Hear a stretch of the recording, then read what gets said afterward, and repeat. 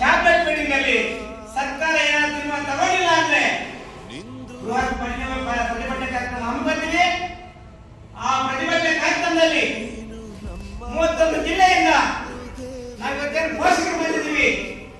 ನಮ್ಮ ಪೋಷಕರ ಜೊತೆಗೆ 27,000 ಜನ ಒಟ್ಟು 50,000 ಜನ ಭಾಗವಹಿಸಿದ ಕೈಯಲ್ಲಿ ನೋಡೋಣ.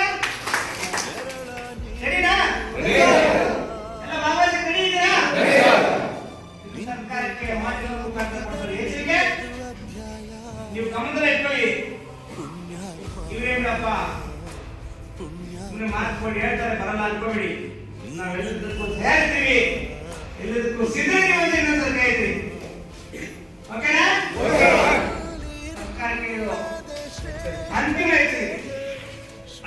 ಎಚ್ಚರಿಕೆ. ನಾವು ಬೇಡಿ ಸಾಕಾಗಿದೆ. ಅಂತಿಮ ಎಚ್ಚರಿಕೆ ಆಂಧ್ರ ತೆಲಂಗಾಣ ಗೌರವ ನಂಗೆ ಆಗ್ಬೇಕಂತ ನಾವು ಒತ್ತಾಯ. ಜೈ ಗೃಹರಕ್ಷಕ.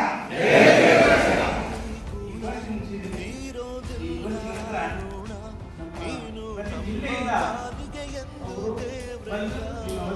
ಅವಕಾಶ ಇರುತ್ತೆ. ಸಭೆ 5 ಗಂಟೆ ಆಗಲಿ ನೀಟಾಗಿ ನಮ್ಮ ಬದುಕು ಕಟ್ಕೊಳ್ಳೋ ಸಂದರ್ಭ ಇದು.